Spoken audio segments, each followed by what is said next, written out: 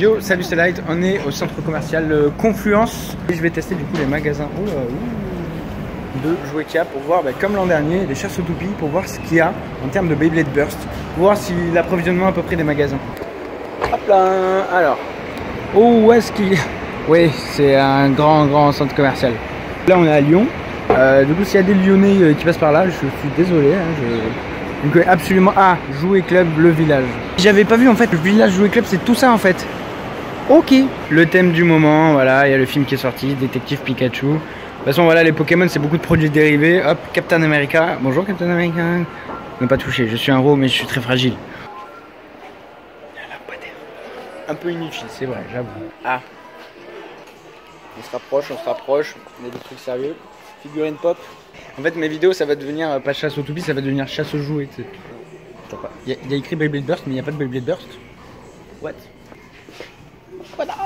Oh, de Nerf Fortnite. Du coup c'est ceux que je voulais présenter en vidéo en avant-première mais il y a eu du retard du coup elles sont là, j'avais pas vu. Salutations. Prépare-toi pour l'hyper sommeil. Répondez, Star Command.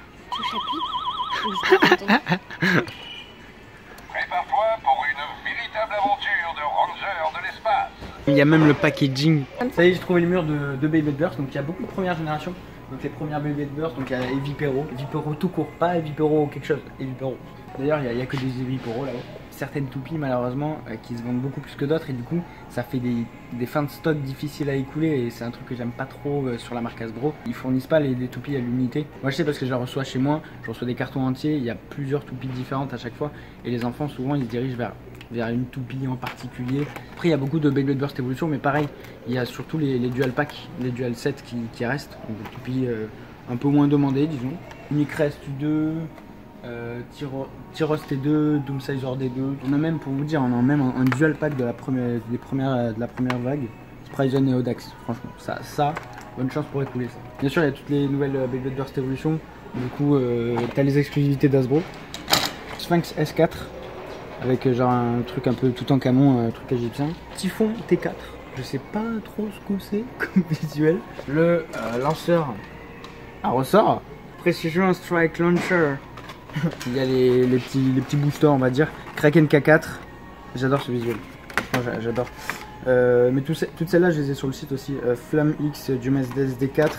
Ogre O4. Celle-là je la trouve juste trop stylée. Pareil je l'ai sur le site. Mais les coloris originales de la marque Hasbro, au moins c'est cool parce que ça fait des belles toupies. Ils font pas des toupies performantes, au moins ils font des belles toupies donc ça fait plaisir. Ah oui là. Dans les dual packs. Il y a Dark X, Nepstrus N4 et Dulahan D4. Cette toupie là en bleu je la trouve trop stylée. C'est pas compliqué, la rouge et la bleue c'est mes coloris préférés des Beyblade Burst Slingshot.